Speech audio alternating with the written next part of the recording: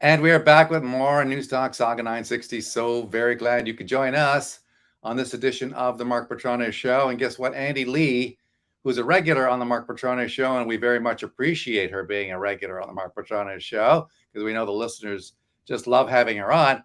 Well, she has left the cozy confines of her home in Calgary and gone to the capital for the Canada Day weekend. That's right. She said she was going to do it, and lo and behold, she has done it. And she's also written an article, which is now on the Counter Signal, saying, look, this is why she wants to participate in Canada Day protests. And yet, once again, just like it was with the convoy, Andy says it's about the mandates, ending all of the restrictions, all of the measures that were taken to try and deal with the pandemic. Many other countries have done away with them. And Canada still, even though they sort of rolled back some of the travel mandates, maintains many, far too many for Andy's liking and for many of our liking. So, Andy now joining us from Ottawa. Welcome, Andy.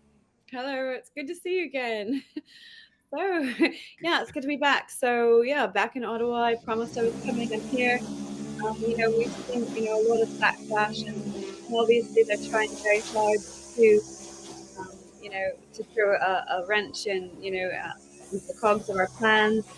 But we're proceeding. We do have a demonstration permit for Canada Day, and so I'm here in the city. I'm going to go walk around and see what they've been up to in terms of fencing.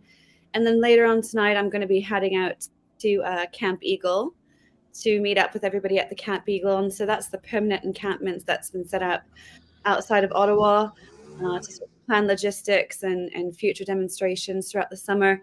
So I'm going to head out there and show everybody what Camp Eagle is all about. And then I'll be meeting up with James Top tonight and assisting him with his march into Ottawa tomorrow. So very excited, lots of stuff going on. It's been really unfortunate to see the way that the city's reacted, and I think overreacted to what we were trying to do. But that's what they've done, and I know a lot of people are really, really disappointed. We did want to go camping. We really, really wanted to. Unfortunately, I don't know if that's going to happen anymore. We are looking at some Crown land, but I'm very, very reluctant, given the harsh messaging that they've been putting out, to lead anybody into what could end up being a trap and getting them arrested. And that's a very real possibility that's been floated around by police and Jim Watson. They're very, very scared of us putting up tents and having a party. It will look very, very bad on the city. I say, even if we don't do it at this point, I'm not considering a loss. I'm still considering a win, because the fact that they were so threatened by us, just trying to do a peaceful demonstration, something as innocent as camping, to have them do this large scale freak out in reaction to that, it really does show their true colors. They say that, and in my article I say, they voiced so many things about the initial trucker protest, about why they had to end it. And a big reason was economics, and the fact that the city was shut down, right? There was blockades and the streets were blockaded off. I mean, we weren't threatening to do any of that. We were threatening to do the opposite. We said, you know what, just let us set up our tents on Parliament Hill. Businesses can reopen. We'll kill them with kindness and love. We'll bring, a lot of money to the downtown area and help revive it. And, we won't be doing any blockades. We won't, we'll obey bylaws and parking bylaws and things like that. So the fact that they've gone and overreacted so vastly just goes to show that, it really wasn't about economics at all. It was about quelling dissent. That was what was at the heart of it. It was about quelling people who were, protesting against their government. So, like I said, I don't consider it a loss. I still consider it a win. Because for them to have to pull out those extreme measures in reaction, and they've been tracking my accounts, like they're literally, putting stuff out as I put stuff out. Somebody said something about you're allowed to camp in parks according to the Constitution, and they immediately, in Ottawa bylaw, immediately put out a message saying that they will not allow camping in parks. So I mean, it's really wild that they're tracking me, and meanwhile I'm trying to track actual troublemakers in Ottawa we've got a lot of Antifa accounts popping up, and that's a huge concern. They are saying that they're planning to try to intercept us as we go to the War Memorial on the 30th to have our celebration as James Topp goes in there. So, I'm simultaneously, I'm being watched by RCMP, and I'm simultaneously trying to watch these groups that are trying to provocate disruptions and things like that. So, it's stressful, but, I still have a lot of hopes that we're going to, remain peaceful. And Tamara Litch sent out a message of course, from her jail cell via her lawyer, just reminding us that peace is the key to success in protests. And indeed, that was why her protest was so wildly successful, was because, she did manage to maintain the peace. So that's our hopes. We're going to proceed as planned, right? We're getting a lot of interference, but we're not letting it get us down. We're going to just keep doing what we've been doing all along. Yeah, let's listen to the mayor, Jim Watson, talk about this in a way over the top. Ottawa Mayor Jim Watson tells reporters those people who are coming here to disrupt Canada Day celebrations will be dealt with the full force of the law. That means you, Andy. Yeah, let's listen to Watson. Let's hear what he had to say. I know residents are concerned, and we've organized this press conference with OPS and content experts to provide the information you need to have a safe and fun Canada Day. Our citizens and the residents of Canada are not going to be bullied, and they're not going to be dissuaded from coming down and celebrating this beautiful country we call Canada. Are you bullying anybody into coming to Ottawa? I mean, if anybody is bullying people, it's this guy. Like, we're trying our best to keep our demonstrations and our celebrations separate from, the ones that are being put on by the city of Ottawa at Le Breton Flats. We've been very, very determined to, not overlap so that we're not, upsetting residents and causing conflicts or creating potential situations where, there might be clashes between demonstrators and residents or other Canada Day goers. So, but it just, they keep on blocking off our venues. They fenced off the Supreme Court, which is where we were going to congregate. So they went and blocked that off there, in the process of blocking off Parliament Hill. I talked to David Amber about potential campsites, and David said, the River Parkway might be Crown land. And then almost immediately fencing went up along the River Parkway and blocked that access off. So, we're kind of being corralled, and that's okay. But, it just, when you don't allow us to do what we had planned to do, and we had planned to stay as separate from the rest of the celebrations as possible, it does sort of create a situation where we're scrambling to maybe, rework our plans at the last minute. And that's not really what we wanted to do. We've had our plans for a long time, right? I mean, James Topp has been marching for for how long, right? Since the middle of February. So, I mean, this shouldn't be a surprise. And I don't think that it's very fair. I think it's a little bit underhanded that, they're sort of chucking this at us at the last minute and not sort of communicating with us properly so that we can make sure that everything goes smoothly. Yeah, let's listen to a little bit more of his clip as he goes on with his warnings to anybody who might protest. So I encourage people to come and have a peaceful, joyous occasion in our nation's capital. And those people who are coming here to disrupt those wonderful celebrations will be dealt with.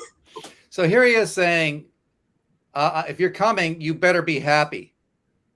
Beatings will continue until morale improves. So if you're coming here to express anything other than joy and complete satisfaction with my government and the government of Ottawa, well, don't bother. Unless you're coming here to say, yeah, everything's fantastic in Canada, then don't bother. I mean, that to me is he's saying you're either a malcontent or you're a good person. You're a good Canadian and you're welcome here and you can come over here and celebrate and have a good time. But if you're not coming here to celebrate and have a good time, well, then don't bother, because then you're a disruptor. If you're here to protest, then you're a disruptor. Well, you know what? Last time I checked, we were still allowed to protest in this country. We have a right to do so if we choose to do so. This guy doesn't seem to understand that basic fact, Andy. No, I don't think that they really do get it, right? And like I said, I mean, the Toronto Star put out a story today too, and I was really disappointed with them. They were like, protesters angry and they're coming back to Ottawa. I'm like, I haven't put out any angry messages that I've seen, and I certainly haven't seen James Topp and company put out any, necessarily angry messages. Of course, we're all distressed about what's happened to Tamara. We're very, very much concerned.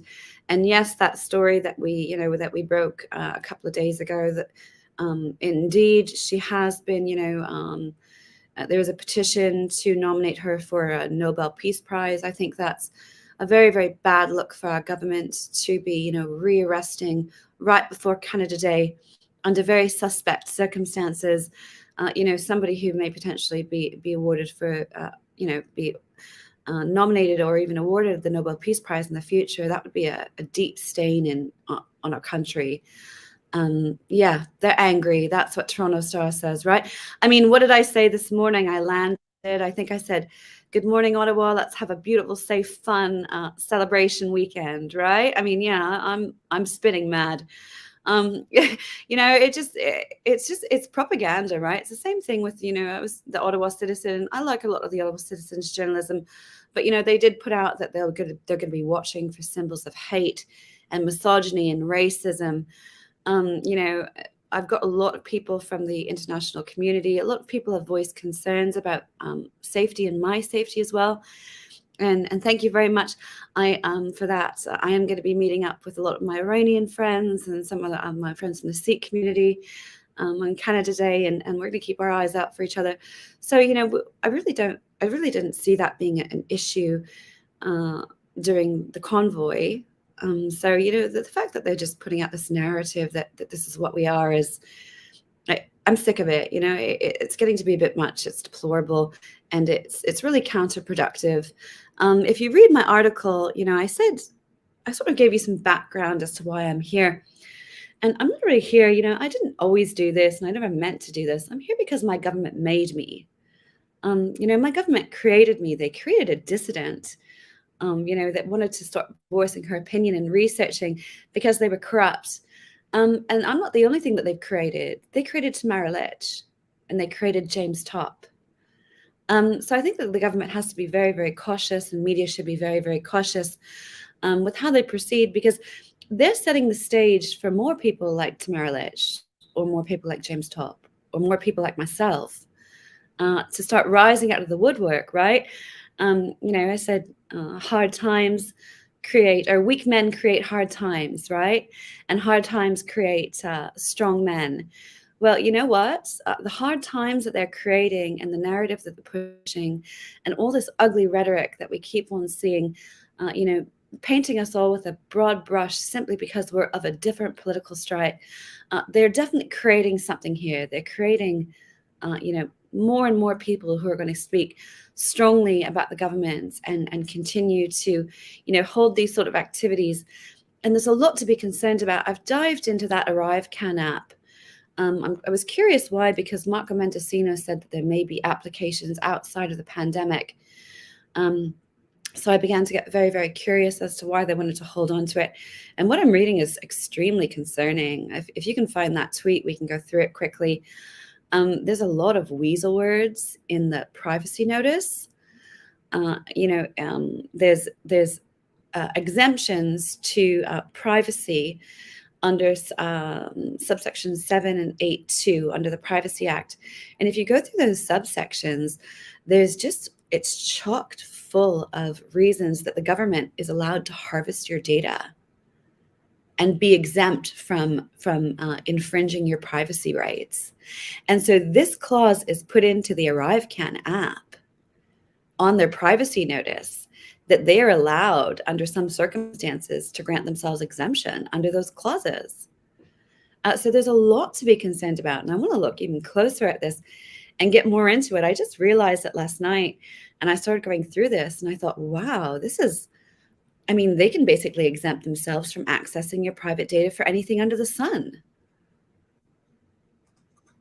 Yeah, it's very troubling.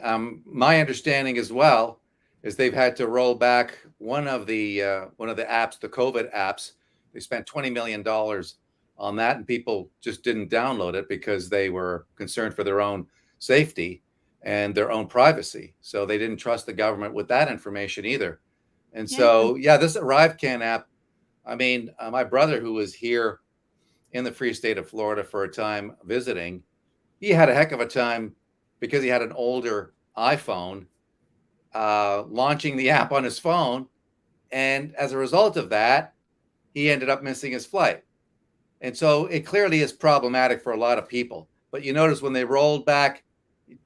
partially rolled back some of the travel mandates, they didn't do anything about the ArriveCan app, despite the fact that this is really problematic. This is one of the reasons. That's one of the reasons why there are delays, why there are airport delays. That's why Pearson International in Toronto is a joke, and it's being ripped by hockey players and other athletes as a place that you really don't want to go. It's like a third world nation now. Canada is in certain respects in the way that infrastructure like airports are being run, and it's the government's own restrictions and mandates that are causing the problem. They want to pretend that it's somebody else, that it's somebody else's fault. For a time, they were trying to blame the travelers. Yeah, they're not used to traveling, and so it's all their fault. No, it's your fault, government. And yet, they could have gone further in terms of completely getting rid of these mandates, and they never did. So good for you for continuing to raise this issue, Andy. Andy Lee joining us from Ottawa, where she is going to be doing a number of things, including celebrating Canada Day, but also participating in like some kind of rallies. Are you expected to give speeches? Can you talk a little bit about what you're going to be doing in Ottawa? Yeah. So like you said, I think it's obvious now that there's a reason that they don't want to get rid of the ArriveCan app, and that's because they have other plans for it. And maybe we should do a show, honestly, just on that, and go through all the weasel clauses that they've put into the usage of that application and how they're allowed to use and distribute your personal data. So like I said, I'm going to be heading out to Camp Eagle tonight. The Eagle will be landing. I'm going to meet up with James Topp, and then tomorrow we will be marching into Ottawa. We are planning on proceeding to the War Memorial as planned, despite the fact that there's been notices put out, saying that there will be counter protests and they will be trying to prevent us from doing that. And then, so on the 1st, we have a picnic planned in Strathcona Park. It was initially supposed to be in front of the Supreme Court, but of course they've went and fenced the Supreme Court off, so we can't access that. So it's going to be held in Strathcona Park. I'm personally really excited. I have to go over to LeBreton's Flats. I've got to go into the Badlands. Let's hope nobody recognizes me. I've got to watch Gurdeep Pandher dance. He's doing a dance show at 11:30, and I've got to go catch that and dance with him.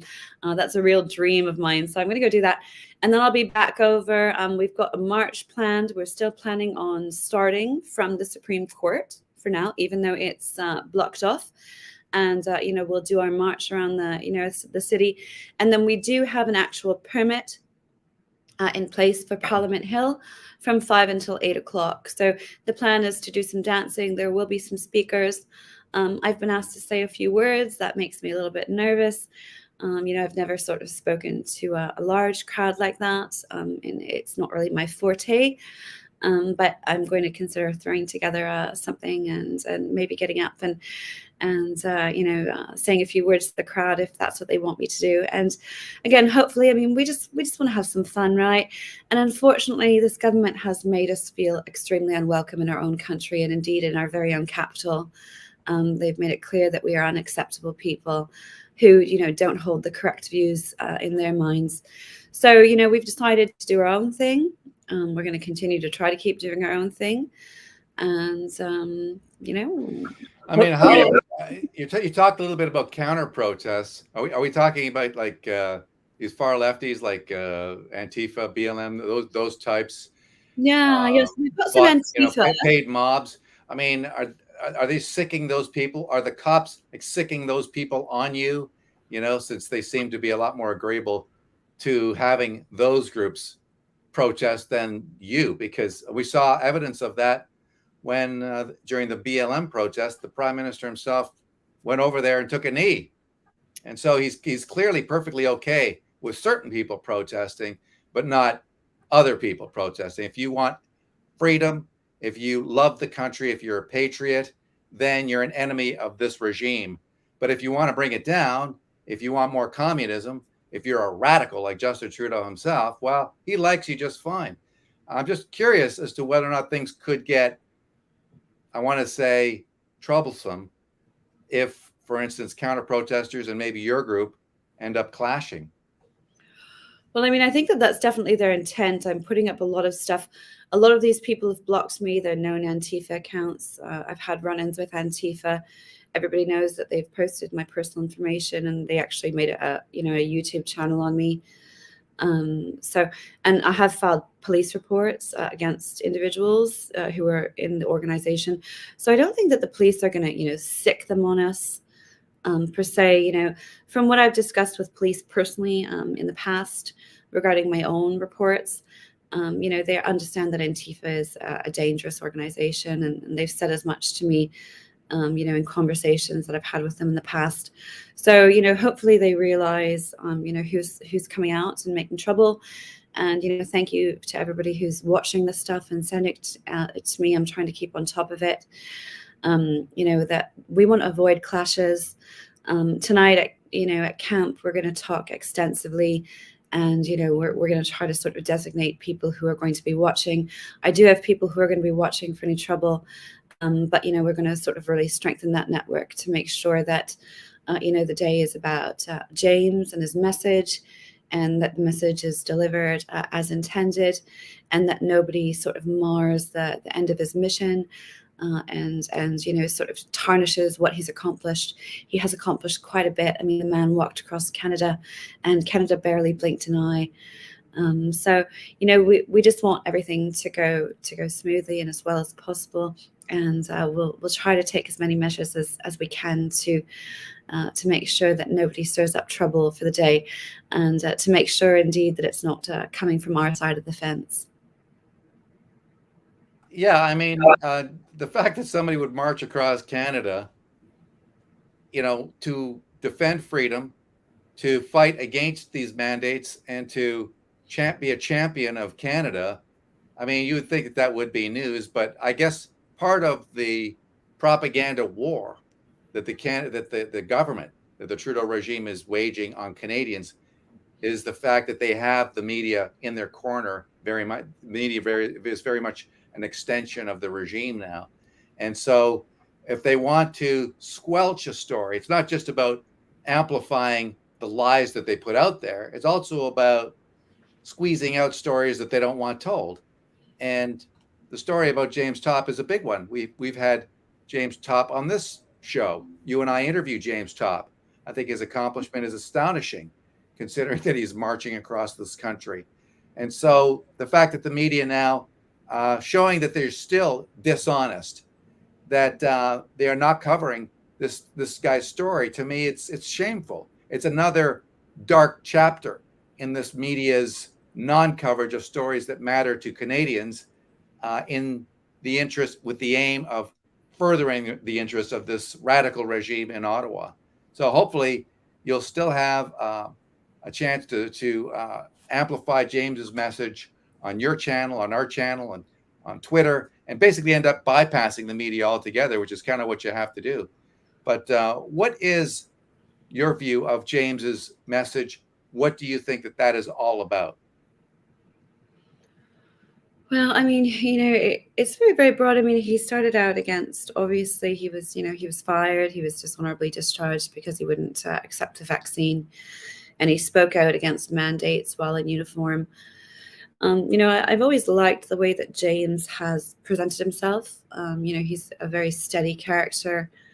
He's very likable. He's very open and warm, and he's balanced. He's not a loose cannon.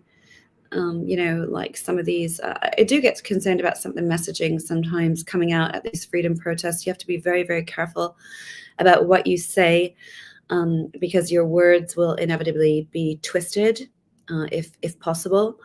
They will manipulate what you're saying to try to fit the government narrative that you're a bad person, or you're trying to cause trouble, or you're violent, or you're racist, or whatever it is. So that's what I always liked about James is, He seemed like a very steady, even character who had a lot of self-control and, was able to sort of deliver his message with purity. And I mean, yes, the government did drop a lot of the travel mandates, but they did it in a tricky way. They held on to the ArriveCAN app. And like I said, I think that we're going to find out in the future why they want to hold on to it so very badly. And once this weekend is over, we should do a show and dissect that application. And I'll show you exactly what sort of data they're allowed to grab from you and use it, and where they're allowed to use it and under what circumstances. And I think it'll be really, really eye-opening to everybody, to see that. So I think it's really, really important, and especially in light of the fact that Tamara's been rearrested, now is not the time to give up. No, I think that the government was hoping if they, gave a bit of concession and they allowed the unvaccinated, back partial travel rights, that we would not come to Ottawa. They do not want us here. It's very, very obvious. They're very, very scared about us. They're scared of our message. So, they should be. I mean, you know what? This is not, I mean, Canada's political spectrum, we're usually sort of inside a bubble, right? We don't cause a lot of stir internationally, things like that, but we really are under scrutiny. I mean, we've got other countries coming out left, right, and center saying that they're literally concerned about the democratic backsliding that they're seeing in this country. I don't know if that's ever been said before, right? So yeah, I think it's really, really important that even though we've had some gains, that we don't give up now. I don't think now is the time to give up. And I don't know what the purpose of rearresting Tamara was. I don't know if they were hoping to inflame us. No, thank you. I don't know if they were hoping to infuriate and inflame us. But that's not the cops, is it? That's not not the cops at the door, is it? Maybe they've come to put my tracking bracelet on. Well, I said to the cops, I was like, honestly, if you guys want to know what we're doing, like, just call me. I mean, I'll bring you out to Camp Eagle if you want to go, right? I'm on my way out there anyways. So it was a bit of a move. I think it was an underhanded move. Like I said, they waited a full 12 days after her apparent breach of probation to rearrest her right before we were all headed to Ottawa. So I think it was done, on a timeline that was designed to incite some anger, and to also send a message that we can, you're still sort of subjected to our whims and wishes, right? And don't think that this couldn't be you. I do think that that's the idea that they wanted to get across. And so we've taken note of it, and we're treading lightly, but we're not going to be scared off. We're going to continue as planned. It might pour rain on Canada today, right? I mean, like, honestly, and I'll just die laughing if all this panic, is for nothing, and it pours rain on Canada today and almost nobody shows up. I'll keel over, like, just dying laughing, right? But so yeah, I mean, what can I say? We're gonna proceed as planned. We're not going to be deterred. We're going to hold the line. We're going to continue to do what we've been doing all along, which is trying to. I think it's great. And as long as, obviously it's going to be a peaceful protest. If you're part of it, you wouldn't be part of anything that was anything but peaceful. No. But there's always the danger that agent provocateurs will try to stir things up and make it look like it was your fault. And we've got that T-shirt. We know what it's like. And you can't put anything past those who would try to paint you and smear your movement, Andy. That's true. So I know you're keeping an eye on that. I'm trying. I mean, they're just popping up all over the place, and like I said, people are just sending me messages upon messages of where they're going to try to, intercept us as we come into Ottawa and things like that. All I can say is, I'll be forwarding those on to Ottawa Police and RCMP, and try to keep them on top of the situation as well, and try our best to, make sure that, there's no conflicts. I mean, what can I say, right? I mean, I always say the best reaction is no reaction at all. If they want to come out and intimidate and try to prevent us from reaching the war memorial and, yell at us, heckle us. Some people have said that they're going to egg me. That's fine. You know what? If you want to throw an egg on me, I'll take it, right? And I'll keep on marching. And you won't hear a peep out of me, right? I might flash you a peace sign. You don't want to encourage that sort of behavior. No, Violence, it's going to happen. It's going to happen. So, my guidance has always been, again, the best reaction is no reaction at all. All right. Well, thank you, Andy. I think stay in touch and we'll do an update hopefully as you are on your march. That would be great. Yeah, I mean, I'll probably give some updates on what Camp Eagle is like. I don't know. We're going to be marching at super early tomorrow morning. We're going to be starting at 6:30. But I mean, I don't know if you've got time later on tonight. Maybe we can do a little live stream around Camp Eagle. Yeah, for sure. See what it's all about. Yeah. All right. Andy Lee takes the Capitol. I wonder if this headline will get me into trouble. Oh yeah. you know there's eyes on this, right? Anyways, I'm gonna defund the police, girl. Honestly, Ottawa police. Yeah. I appreciate what you do.